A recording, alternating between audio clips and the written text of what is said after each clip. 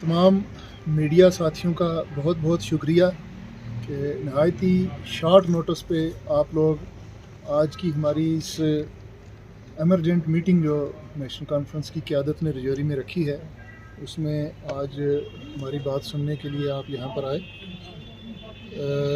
मुख्तसर सी बात है, कोई ज़्यादा बड़ा इशू नहीं है।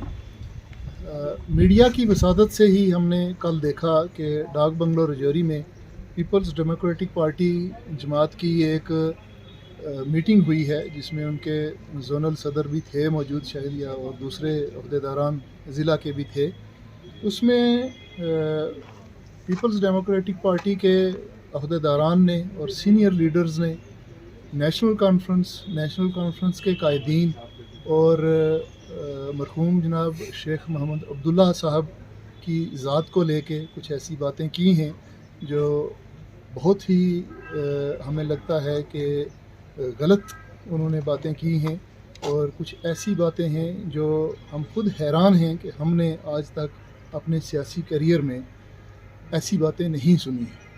नेशनल कॉन्फ्रेंस जमात हो या नेशनल कॉन्फ्रेंस की क़यादत के ख़िलाफ़ बहुत से झूठे प्रोपोगंडे तारीख़ में किए गए, बहुत सी बातें की गईं जिनको तारीख़ ने खुद साबित किया कि सब झूठी थीं। मगर इस किस्म की बातें जो शेख मोहम्मद अब्दुल्ला साहब के लिए कहा गया कि 1947 के जम्मू के मैसेकर में उनका हाथ था या उनकी वजह से हुआ, इस किस्म की बातें कम अज़ कम मैंने अपने सियासी करियर में आज तक किसी भी दूसरी सियासी जमात या किसी भी दूसरे फ़िरका से आज तक नहीं सुनी। नेशनल कॉन्फ्रेंस जमात के बदतरीन से बदतरीन मुखालिफ ने भी इस किस्म की बातें आज तक नेशनल कॉन्फ्रेंस या शेख साहब के बारे में नहीं कही हैं जो कल पीडीपी के लोगों ने शेख साहब के बारे में कही हैं। और ना ही तारीख़ से आज तक हमें नज़र आता है कि उस मैसेकर में शेख साहब का कोई रोल था या कोई हाथ था। ये इस किस्म की बातें टोटली आउट ऑफ कंटेक्स्ट करनी, मुझे नहीं लगता कि आज के सियासी हालात को मद्देनज़र रखते हुए अगर हम देखेंगे, मुझे नहीं लगता कि ये बातें किसी के भी मुफाद में हैं।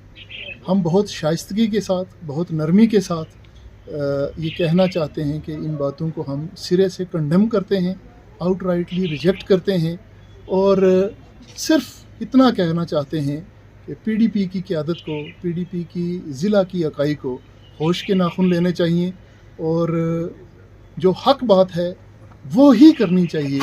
उसके अलावा दूसरी बातें, इस किस्म की बातें जिनसे न सिर्फ उनका बल्कि अवाम का नुकसान होता है, इस किस्म की झूठी बातें, इस किस्म के रूमर्स, इस किस्म के नए शगुफ़े जो ये छोड़ रहे हैं, ये छोड़ने से इनको कोई फ़ायदा नहीं होने वाला।